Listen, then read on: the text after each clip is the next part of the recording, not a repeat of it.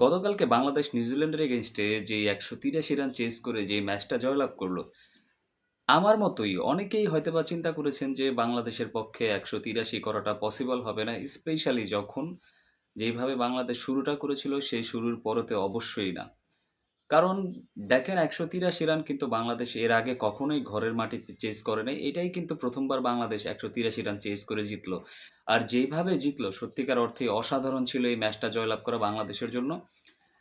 কালকে New Zealand team ১ম থেকেই আপনার আগ্রাসীভাবে ব্যাটিং করার চেষ্টা করছিলেন। এরকম একটা স্পোর্টিং উইকেটে ট্রু উইকেট যেটাকে বলে, যেখানে ব্যাটার, বোলার দুজনেই সমানভাবে আ মানে কি বলে? সুবিধা পেয়ে থাকেন, প্রিভিলেজেস পেয়ে থাকেন। তো সেই ক্ষেত্রে একটা পর্যায়ে মনে হচ্ছিল যেন নিউজিল্যান্ড হয়তোবা ২০০ রান ক্রস করে ফেলবে। বাট শেষের দিকে এসে বাংলাদেশী বোলারদের দুর্দান্ত বোলিংয়ে বাংলাদেশ কিন্তু নিউজিল্যান্ডকে ১৯০ রানের নিচে আটকে রাখতে সক্ষম হইছে।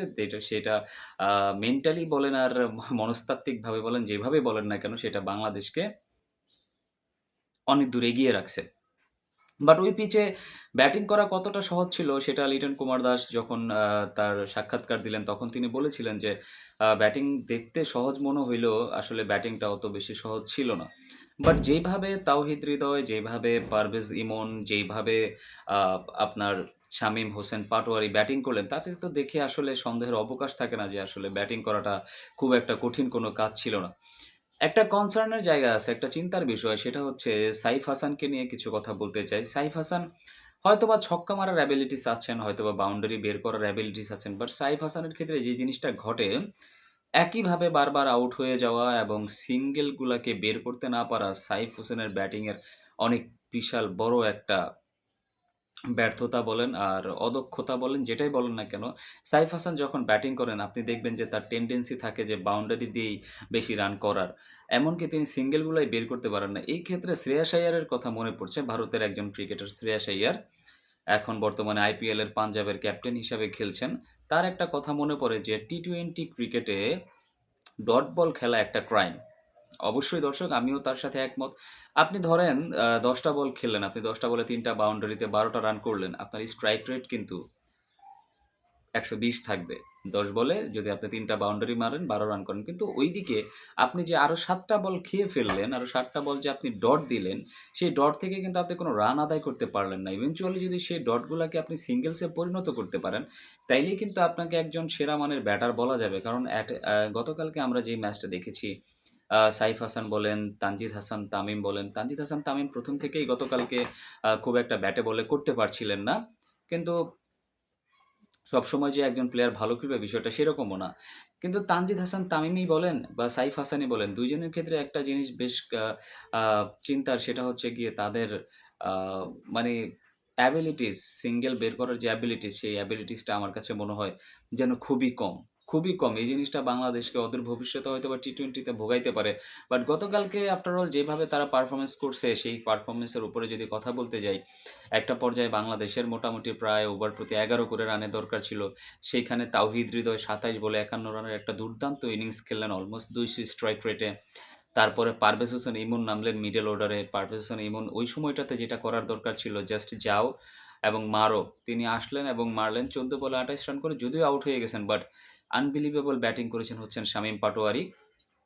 ১৩ বলে ৩১ রানের যে ইনিংসটা খেলেছেন, এক কথায় দুর্দান্ত।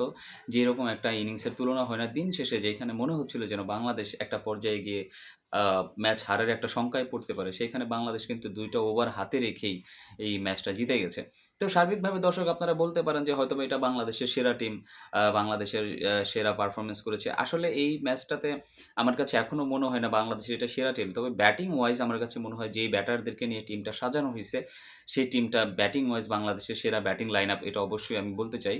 বাট ২-১ টা জায়গায় একটু চেঞ্জিং আসলে মনে হয় যেন বাংলাদেশের টিমটা আরো ভালো হইতে পারে, বেটার হইতে পারে। যেমন ধরেন আমরা জানি পারভেজ হোসেন ইমন আসলে টপ অর্ডারে খেলেই অভ্যস্ত। পারভেজ হোসেন ইমন এবং তানজিদ হাসান তামিম ২ জনকেই যদি টপ অর্ডারে খেলানো যায়, আ তাইলে এটা মনে হয় ভালো হয়। সাইফ হাসানকে হয়তোবা 1 ডাউনে এবং লিটন কুমার দাস যদি 2nd ডাউনে নামেন, মানে ৪ নাম্বারে যদি লিটন কুমার দাস নামেন, তাইলে হয়তোবা ব্যাটিং এর স্কোয়াডটা, মানে ব্যাটিং এর লাইনআপটা আরো বেশি সুন্দর হয়। এবং বোলিং লাইনআপের যে কথাটা আমরা জানি যে এই টিমে মুস্তাফিজুর রহমান খেলছেন না, তাসকিন খেলছেন না, নাহিদ রানা খেলছেন না।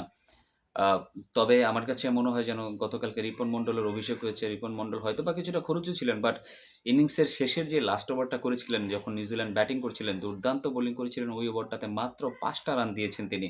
তো এটাও তাকে ক্রেডিট দিতে হবে। রিপন মন্ডল মাত্র ইন্টারন্যাশনাল ক্রিকেটে পথ চলা শুরু করছে। হয়তোবা অদূর ভবিষ্যতে তিনিও একজন ভালো আ পেসারে পরিণত হবেন। বাট আমার কাছে মনে হয় যেন বাংলাদেশের ব্যাটিং ওয়াইজ যেই স্কোয়াডটা গতকালকে খেলছে নিউজিল্যান্ডের এগেইনস্টে এটা পারফেক্ট একটা ব্যাটিং লাইনআপ ছিল। এবং বোলিং লাইনআপটা যদি এদিক-সেদিক পরিবর্তন করে আরো ৩ জন বা মানে নিয়মিত পেসার দলে ঢোকানো হয়, সেই ক্ষেত্রে আমার কাছে মনে হয় যেন বাংলাদেশের এই টি-টোয়েন্টি টিমটা অনেক শক্তিশালী, অনেক স্ট্রং একটা টিম হইতে পারে। দর্শক আপনার কি মনে হয়? আপনার গুরুত্বপূর্ণ মতামত আশা করছি কমেন্টস বক্সে জানাবেন। সবাই ভালো থাকবেন, সুস্থ থাকবেন। আসসালামু আলাইকুম।